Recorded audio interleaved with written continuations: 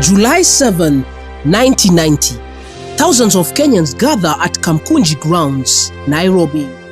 What began as a call for democracy turned into bloodshed, but it also sparked a revolution. This is the story of Saba Saba, the day Kenyans stood tall against tyranny, and the fearless generals who dared to challenge a dictator.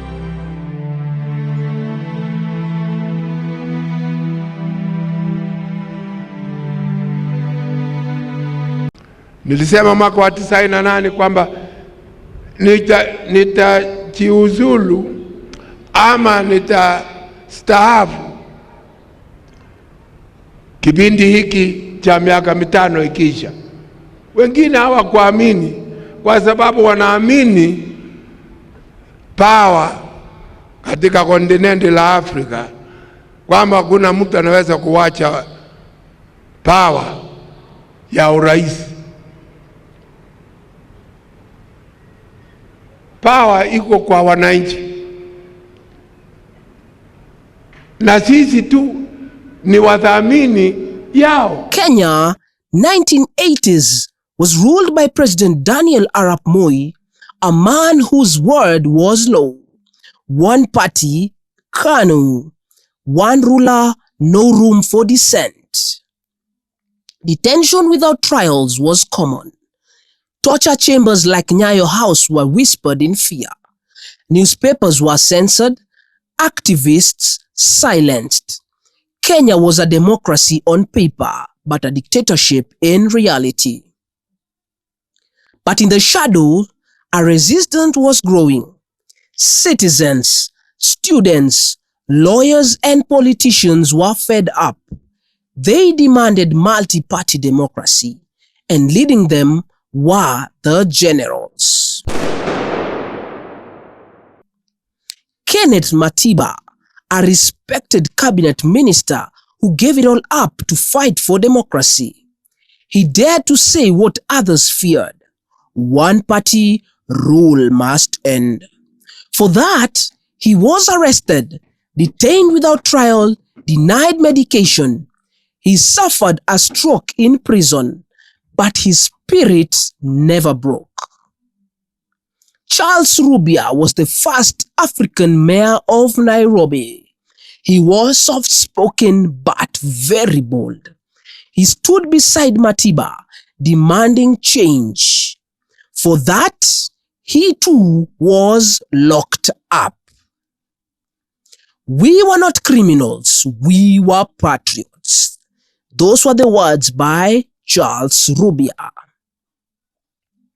Jaramogi Oginga Odinga, the independence hero who once said, "No independence without Kenyatta." Wow. Now, years later, he stood up again, this time against Moi. He formed FORD, the Forum for the Restoration of Democracy, and the government trembled. His son, the Right Honorable Raila Amolo Odinga, was the younger firebrand, detained for 6 years, tortured, exiled, and still came back.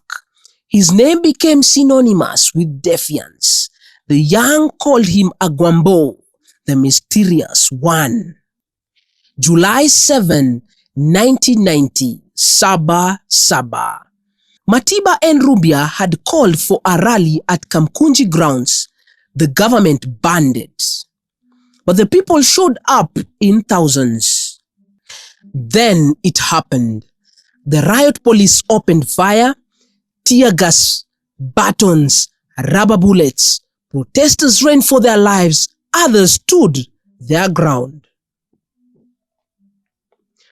Dozens were killed, many more injured, but history had been made.